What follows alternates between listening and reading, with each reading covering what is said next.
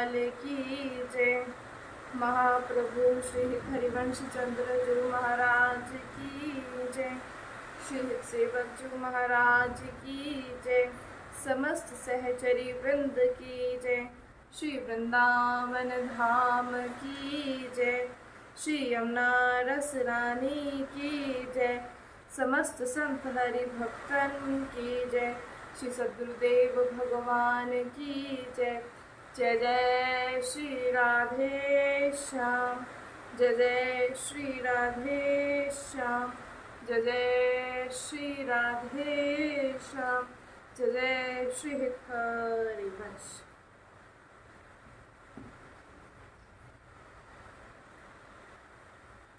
सभी ग्रंथों में, संतों की वाणी में सत्संग हमें ये बताता है कि नाम में बहुत आनंद आता है, कि जब एक साधक नाम जपता है तो उसे एक आनंद की प्राप्ति होती है। लेकिन क्या होता है कि हम सुन रहे हैं कि नाम में हमें बड़ा आनंद आता है, लेकिन होता क्या है? कहते जब कोई साधक भजन करना शुरू करता है तो उसका मन बहुत ज़्यादा घबराता है। अब संतों के मुख से और सत्संग में तो वो ये सुनता है कि भाई आप नाम जप करो तो आपको बड़ा आनंद मिलेगा, प्रभु की प्राप्ति होगी, और जैसे जैसे आपका भजन बढ़ने लगता है तो जिसका आप नाम जप कर रहे हैं तो उनका दर्शन होने लगता है। तो ये सब सत्संग में सुना जाता है, ये सब संतों की वाणी कहती है, ये झूठ नहीं है, ये सत्य है। अब होता क्या है कि जब साधक सत्संग श्रवण करता है, जब वो नाम जप करता है तो उसके मन में जलन होती है।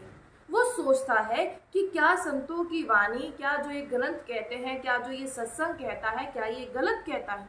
ये संत कह रहे हैं कि बेटा नाम जप करो तो बड़ा आनंद मिलेगा, प्रभु की प्राप्ति होगी, लेकिन जब हम नाम जप कर रहे हैं हमारे मन बहुत अशांत हो रहा है।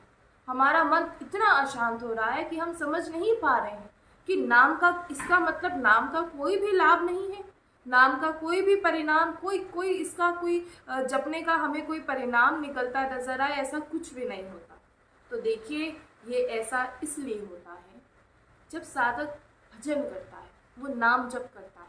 तो देखिएगा आपने जब भजन करना, नाम जप करना शुरू किया तो एक स्थिति ऐसी होती है कि वो मौन हो जाता है। पहले दिन नाम जपा, दूसरे दिन नाम जपा, अच्छा लगता है, मौन हो जाता है। अब जैसे जैसे नाम जप करते रहते हैं तो क्या होता है, एकदम से ऐसे लहरें सी उठती है, मन अशांत होता है। अब जैसे कोई एक सरोवर है या कोई एक तालाब है, अब वो तालाब आपको दिखने में एकदम शांत लग रहा है। अब उस तालाब में एक मतवाला हाथी आया और वो हाथी जोर से उस सरोवर, उस तालाब में जाता है, और जैसे ही उस तालाब में जाता है तो एकदम से तालाब में बहुत ज़्यादा शोर होने लगता है। जो बाकी के जितने उसमें जीव जंतु होते हैं वो सब वहाँ से बाहर निकल कर भागते हैं। क्यों भागते हैं? क्योंकि वो हाथी आता है और एकदम से जो छोटे छोटे जीव जंतु सब हैं वो वहाँ से निकल कर भागते हैं। तो जब हाथी उस तालाब में प्रवेश करता है तो बहुत ज़्यादा शोर होता है, एकदम अशांति से शोर होता है। तो ठीक ऐसे ही नाम का प्रभाव होता है। जब हम नाम जप करते हैं तो जैसे जैसे ये बढ़ता रहता है, मन अशांत तो होगा, हम ये नहीं कहते कि नहीं होगा, होगा, क्योंकि अंदर भीतर जो दूसरे जीव जंतु हैं जब उसे निकाला जाएगा तो वैसा ही एक नाम रूपी जो हाथी है वो आएगा और बाकी सबको निकाल देगा। कुछ समय के लिए अशांति होगी, लेकिन उसके बाद हम सच बता रहे हैं फिर आनंद आता है। कि ऐसा नहीं कि हमें फिर भजन करना पड़ता है या हमें नाम जप करना पड़ता है, फिर स्वतः खुद ही भजन होता है, खुद ही नाम जप होता है। अब इसीलिए कभी जब मन घबराए तो परेशान मत होइएगा, क्योंकि भीतर के जितने भी सारे विकार हैं वो नाम के प्रभाव से वो नष्ट हो रहे हैं। और हम, सबसे बड़ी बात, साधक किसी बात को समझ नहीं पाता, साधक घबराने लगता है, उसको घबराहट होती है। ये सबके साथ होता है, हमारे साथ भी हुआ, आपके साथ, सबके साथ होता है। इसलिए कभी घबराइएगा नहीं। हम फिर कई बार ऐसा होता है फिर अश्रद्धा हो जाती है, धाम के प्रति अश्रद्धा हो जाती है।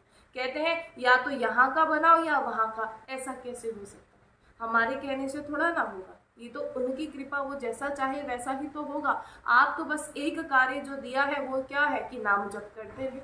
जब नाम जप होता है तो जिह्वा पर ये नाम जब चलता है धीरे धीरे जिह्वा से, अभी तो आप बोल कर रहे हैं, वाचिक कर रहे हैं, लेकिन धीरे धीरे ये मानसिक होने लगता है। जब आप मानस पटल पर, अभी तो आप हाथ में वो माला आपकी सहायक है, लेकिन जिस दिन आप मानस पटल पर आप मानस पटल पर राधा नाम लिखेंगे ना, पहला अक्षर र, फिर उसकी मात्रा आ, फिर ध, फिर आ, जब मानस पटल पर जब आप राधा लिखेंगे फिर आप देखिएगा कि कैसी कृपा होती है। इसलिए कभी घबराइए नहीं। क्या होता है कि घबराहट हुई तभी नाम जप करना छोड़ दिया, कि घबराहट हो रही है, अरे हमें नाम जप से घबराहट हो रही है। अरे आपको घबराहट नहीं हो रही, आपका मन घबरा रहा है, आपका मन घबरा रहा है। हम बार बार कहते हैं कि सबते कठिन उपासना प्रेम पंथ रस रीति, राई समझो चले मन छूट जाए ध्रुव प्रीति। कि ये जो प्रेम रसमय उपासना है ये सबसे कठिन है, सबसे कठिन। अगर राई के दाने के बराबर भी इधर उधर चलने पर प्रीति भंग, अगर इधर उधर चले तो प्रीति भंग हो जाती है, उपासना में अंतर पड़ जाता है।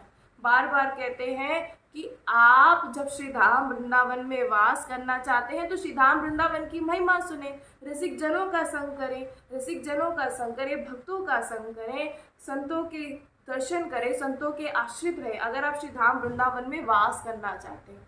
हम बार बार कहते हैं, इस बात को आप सभी जानिए। जब तक रसिक जनों का संग नहीं करेंगे तब तक कैसे जान पाएंगे। लेकिन हाँ, एक बात जीवन में जरूर ध्यान रखिएगा, रसिक जनों का संग करने का तात्पर्य ये होता है, भक्तों का संग करने का तात्पर्य ये होता है कि ये नहीं कि आप उनसे कोई रिश्ता बना लें, ऐसा नहीं होता। सिर्फ वो वृंदावन वासी है, ये बात अपने जीवन में ध्यान रखिए कि वो वृंदावन वासी है।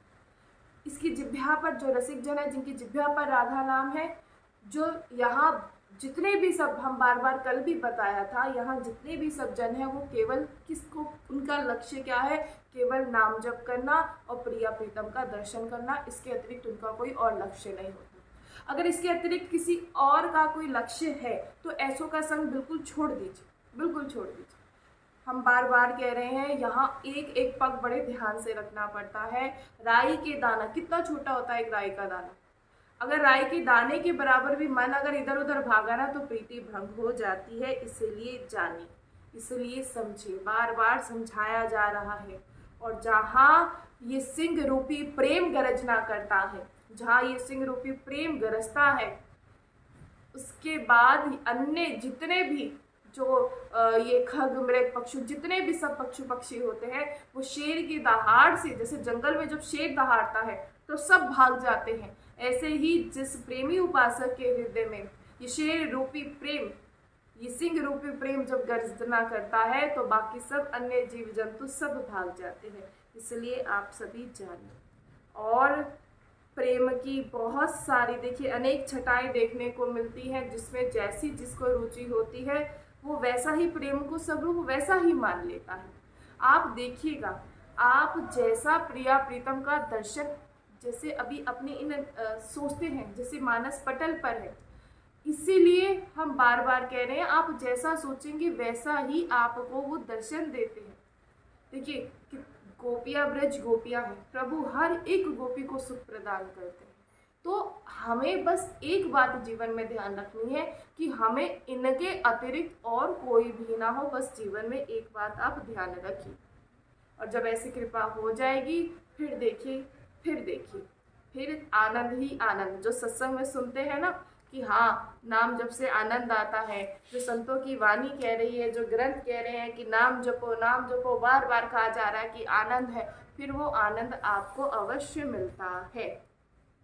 और आज की स्थिति में देखिए, एक बड़ा ही जो विचार करने वाली बात है कि ये जो कलयुग है, इस कलयुग का ऐसा प्रभाव हो गया है कि ये सबकी बुद्धि में पड़ रहा है।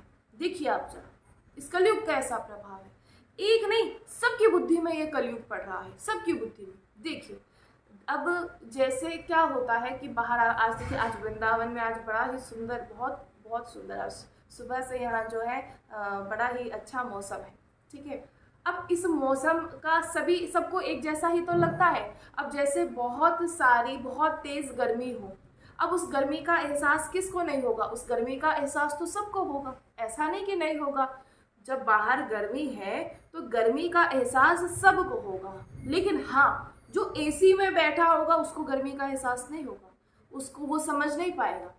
ऐसे ही ठीक जो एसी है वो भगवान नाम है, जो भगवान नाम का निरंतर आश्रय लिए हुए निरंतर जप कर रहा है, उस पर कलयुग का कभी प्रभाव पड़ता ही नहीं। और ये बात बिल्कुल सत्य है, उस पर कभी भी कलयुग का प्रभाव नहीं पड़ता। जो निरंतर, जो जिसकी जिह्वा पर निरंतर नाम है, उस भक्त पर, उस साधक पर कभी भी कलयुग का प्रभाव नहीं पड़ता। अब बाकी चाहे कोई कितना भी बड़ा तपस्वी हो, कोई कितना भी बड़ा साधक हो, लेकिन अगर वो भगवान के नाम से रहित है, चाहे वो कितना बड़ा तपस्वी क्यों ना हो, कितना बड़ा साधक क्यों ना हो, कितनी बड़ी रिद्धि सिद्धि प्राप्त क्यों ना की हो, लेकिन अगर वो भगवान के नाम से रहित है, वो नाम जप नहीं करता, तो कलयुग उसको भी नहीं बख्शेगा। ये बात ध्यान रखिएगा। सौबरी मुनि जी नीचे यमुना विठल जल के भीतर बैठकर भजन करते हैं। क्यों करते हैं? ताकि मैं संसार को ना देख पाऊँ, मैं संसार को ना देख पाऊँ। क्योंकि यहाँ क्या होता है कि हम जब संसार को, कहते हैं आप जैसा दृश्य देखते हैं वैसी ही हमारी मति होती है। इसीलिए तो कहते हैं कि एक साधक को जब वो बाहर जाए तो उसे हमेशा अपनी नज़रें नीचे करके उसे जाना चाहिए, जब भी एक साधक जाए। ये बात जीवन में ध्यान रखिएगा। और सौबरी मुनि जी ने बस क्या देखा कि उनको मछलियों का उस दृश्य को देखते ही उनके मन में ऐसा जो था वो विषय जागा, ऐसा उनका मन संसार की ओर भागा। इसीलिए कहते हैं कि बार बार आप कितना भी तप क्यों ना कर लें, लेकिन अगर प्रभु के भगवान के नाम के बिना करते हैं तो उसे भी कलयुग नहीं बख्शेगा, चाहे वो कितनी भी बड़ी तपस्या क्यों ना कर रहा हो। और ऐसा आप सभी ने देखा भी है और सुना भी है। जल में बैठकर तपस्या करते हैं सौबरी मुनि, लेकिन उनको भी जो कलयुग था वो नहीं बख्शता। इसलिए इस बात पर आप सभी जानें। यहाँ एकमात्र उपाय है नाम का कीर्तन। नाम जप कलयुग से बचने का, नहीं तो कलयुग का बहुत बड़ा प्रभाव है। कलयुग आपको बख्शेगा नहीं, कलयुग का बहुत बड़ा प्रभाव है। कलयुग में जो सबसे बड़ी बात, ये हम नहीं कह रहे हैं, ये आप लोग देखते भी हैं। एक तो होता है हमारा कहना और एक होता है कि जिसको आप देखते हैं। क्योंकि जीव है, वो कहता है कि मैं जिसको देखूंगा मैं उसको ही मैं मानूंगा। तो कलयुग में जिसके पास धन होगा, लोग क्या कहेंगे कि ये जिसके पास धन होगा कि ये बहुत ही ज़्यादा प्रवीण है, ये इसे संसार में रहना आता है, इसने अपने संसार में कुछ पाया है। और उसे ही सदाचारी कहा जाएगा, उसे ही सद्गुणी कहा जाएगा, और उसी का ही समाज में नाम होगा कि जो कलयुग में जिसके पास धन होगा, जो जितना चाहे, कहते सिर्फ धन से ही मतलब होगा, चाहे वो कैसा भी व्यक्ति क्यों ना हो, कैसा भी, कितना कहते हैं कि कैसे आचरण करने वाला क्यों ना हो, चाहे वो कैसा भी क्यों ना हो, लेकिन उसके पास अगर अधिक धन होगा तो उसे ही सर्वश्रेष्ठ कहा जाएगा। समाज में उसकी प्रतिष्ठा होगी और समाज में उसका सम्मान होगा। क्यों होगा? क्योंकि उसके पास धन है। और ये कलयुग का सबसे बड़ा प्रभाव है। और पता है क्या कहेंगे कि जानते हो 4 हिंसा किए हैं, जानते हो 4 मर्डर किए हैं, जानते हो ऐसा किया है, जानते हो बंदूक लेके घूमते हैं। तो जो ऐसे काम करेगा उसको ही कलयुग में उसी का ही नाम होगा। और देखिए, ये जो मर्डर करना, ये सबसे बड़ा निंदनीय कार्य होता है, लेकिन अब कलयुग का प्रभाव ऐसा है, उसे ही सबसे बढ़ चढ़कर कहा जाता है, उसको ही बढ़ चढ़कर कहा जाता है कि देखो इस पर कितना प्रभाव है। तो ये सब कलयुग का ही प्रभाव है। और हम बार बार कह रहे हैं कि जिसकी जिह्वा पर नाम होगा उस पर कलयुग का कोई प्रभाव नहीं होगा। एक बात देखिए, आप श्री धाम वृंदावन आते हैं, आप सभी श्री धाम वृंदावन आते हैं, यहाँ आप सभी भक्तों को देखते हैं, देखिए वो कैसे जीवन जीते हैं। देखिए आप सब जीते हैं ना, तो ये सब इतना, ये सब कुछ उन्हें कोई फर्क नहीं पड़ता कि संसार में क्या हो रहा है, कि मुझे धन की, उन्हें कोई फर्क नहीं पड़ता। वो सिर्फ अपना नाम जप करते हैं। क्यों? क्योंकि उनकी जिह्वा पर नाम जप होता है, इसीलिए कलयुग का उन पर कोई भी प्रभाव नहीं होता। निंदनीय से निंदनीय आदमी जो जैसे कर्म करेगा, बुरे कर्म करेगा, उसी का समाज में ज्यादा नाम होगा, उसे चतुर कहा जाएगा। अरे खुद सोचिए, ऐसे लोगों की तो निंदा होनी चाहिए, लेकिन कलयुग का प्रभाव ऐसा है कि उल्टा उन्हें अच्छा बताया जा रहा है कि ये बड़ा चतुर है। किसी का धन अगर धोखे से छीन ले, धोखे से किसी का धन ऐंठ ले, तो उसे चतुर कहा जाएगा। तो ये सब कलयुग का प्रभाव है। और अभी जरा कहते हैं ध्यान से चलिएगा, अभी 5000 वर्ष ही हुए इस कलयुग को चलते चलते, ज़्यादा वर्ष नहीं हुए, सिर्फ